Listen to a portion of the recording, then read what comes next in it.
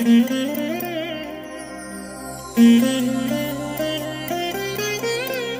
దినం పరము నుండి దిగివచ్చు మాట, ఇది నీ జీవితానికి వెలుగుల బాట, నీ ఒడిలో ఉంచబడిన దీవెనల మూట, అద్భుతాల ఆనంద ఊట.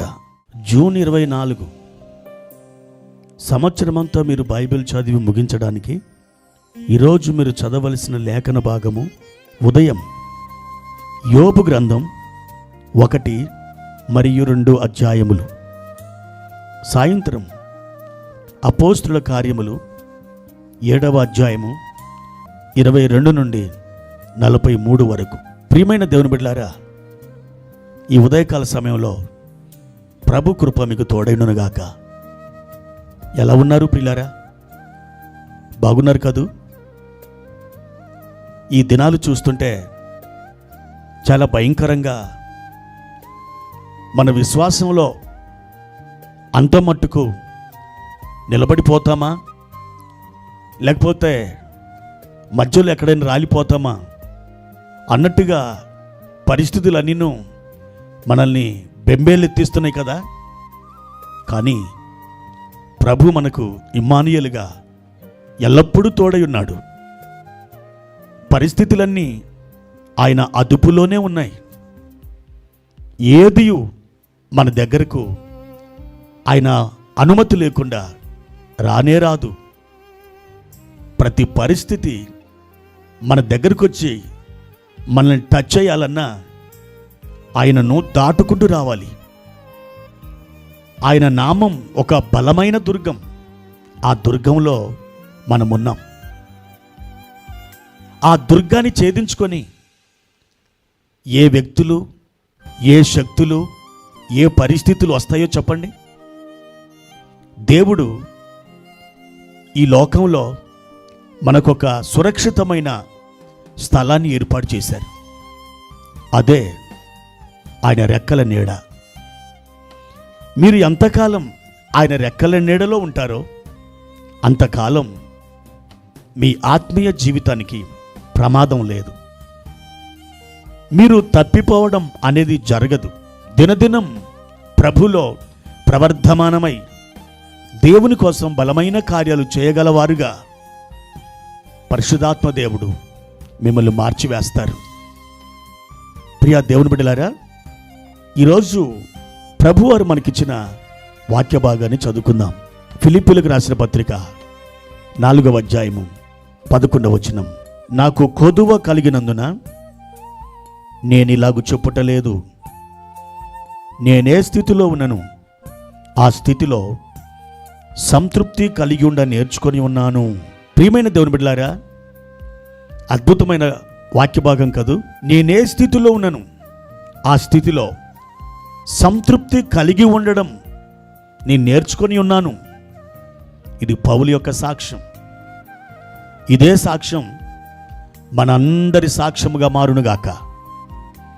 ఒకసారి ఒక తోటలో చెట్లన్నీ కూడా ఒక మీటింగ్ ఏర్పాటు చేసుకునేట. ఉదయకాలం ఆ తోట యజమాని ఆ తోటలోకి ప్రవేశించి ఆ చెట్లను చూడడానికి వచ్చాడు. ఆ చెట్లను కూడా సాధక బాధకాలు చెప్పుకొని గగ్గోలు పెట్టి ఏడుస్తున్నాయట. ఈ యజమానికి ఒక మర్రి చెట్టు ఎదురై, అయ్యా, నేను పొట్టిగా లావుగా ఎలా ఉన్నానో చూడు, నా స్థితిని, నా ఆకారాన్ని బట్టి నన్ను నేనే అసహించుకుంటున్నాను, అసలు ఎందుకు ఇలా ఉన్నానో అని ఏడుస్తుందట. ఆ యజమానుడు ఆ మర్రి చెట్టుని ఓదార్చి కాస్త ముందుకు సాగి వెళ్ళాడు. అంతలో ఒక తాడి చెట్టు ఎదురైందట. ఆ తాడి చెట్టు కూడా ఎంతో దిగాలుగా విచారంగా ఉందట. అప్పుడు అడిగాడు, ఓ తాడి చెట్టు, నీవెందుకింత దిగాలుగా ఉన్నావు, ఎందుకింత ఏడుస్తున్నావు అని అడిగినప్పుడు ఆ తాడి చెట్టు అందట, అయ్యా, నేను సన్నగా పైన ఒక కొప్పు పెట్టినట్టుగా ఒక అందం చందం లేకుండా ఎలా ఉన్నాను చూడు, కనీసం లావుగా పొట్టిగా బొద్దుగా ఆ మర్రి చెట్టులాగా ఉంటే ఎంత బాగుండేది అని తన బాధ చెప్పుకుందట. ఆ యజమానుడు దాన్ని కూడా ఓదార్చి ముందుకెళ్ళాడు. ముందుకెళ్ళగానే అటుగా వస్తున్నటువంటి ఒక చెట్టు కనిపించింది. ఆ చెట్టు మరేమో కాదు, అది ద్రాక్ష చెట్టు. ఈ ద్రాక్ష చెట్టు కూడా ఏడుస్తుందట.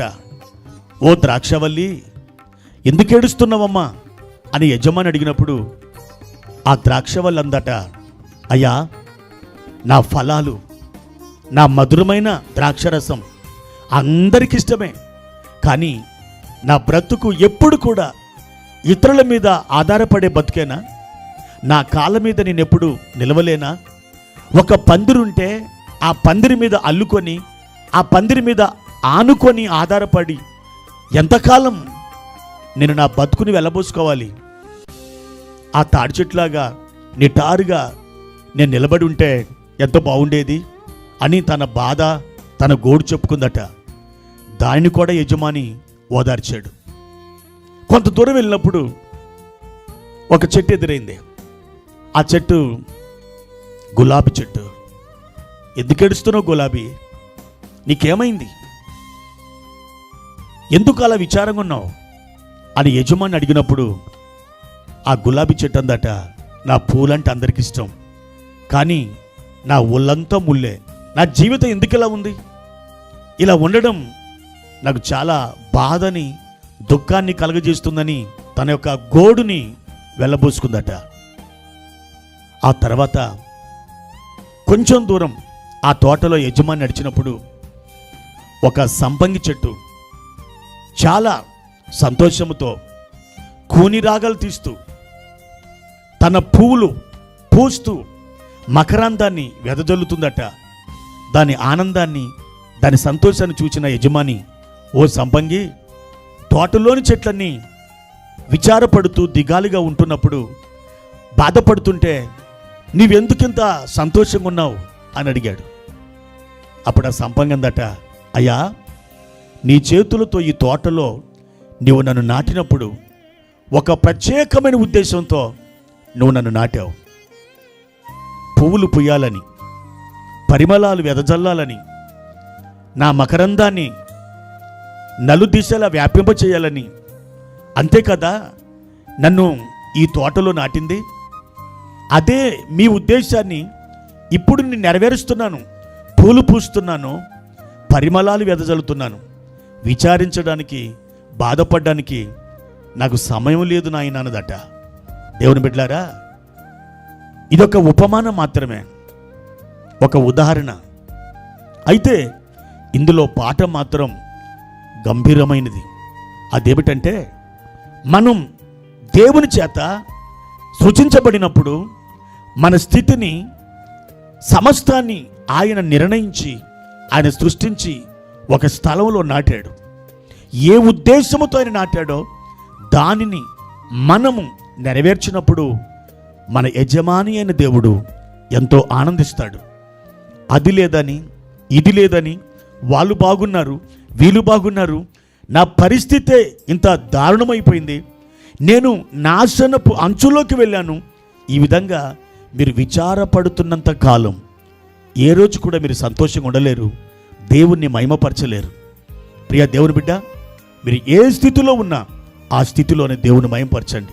ఆ స్థితిలోనే సంతోషంగా ఉండడం మీరు అభ్యసించండి. అప్పుడు ఆరోగ్యం, నెమ్మది, సమాధానం, ఆనందం, ఆశీర్వాదం మీ గుమ్మం ముందు వచ్చి నిలబడతాయి. దేవుని కృప మీకు తోడైనగాక. ప్రార్థన. పరిశుద్ధుడా, ప్రేమ కలిగిన తండ్రి, మీ ఘనమైన నామానికి వందనాలు. ఈ ఉదయకాల సమయంలో మీరు మాకు చూపిన అద్భుతమైన కృపను బట్టి స్తోత్రాలు. దేవా, దేనిని బట్టి మేము చింతపడకుండా మీ నామమును బట్టి, మీ వాక్యాన్ని బట్టి, మీ నీతిని బట్టి, మీ వాగ్దానాన్ని బట్టి మేము నిబ్బరమైన మనసు గలవారమై మిమ్మల్ని స్తుతించుటకును, ఆరాధించుటకును, ఘనపరచుటకును మాకు సహాయము చేయమని ప్రార్థిస్తున్నాం. ప్రభువా, మీరు మాకు ఏమి చేయవలసి ఉన్నదో అదంతయు మీరు చేసి ముగించారు. మీరు ఇచ్చిన ఆనందాన్ని, మీరిచ్చిన సంతోషాన్ని మేము అనుభవిస్తూ ఈ లోకంలో మీ కొరకు బలమైన సాక్షిగా నిలవడానికి సహాయం చేయమని యేసు నామములో అడిగి వేడుకుంటున్నాము తండ్రి. ఆమెన్.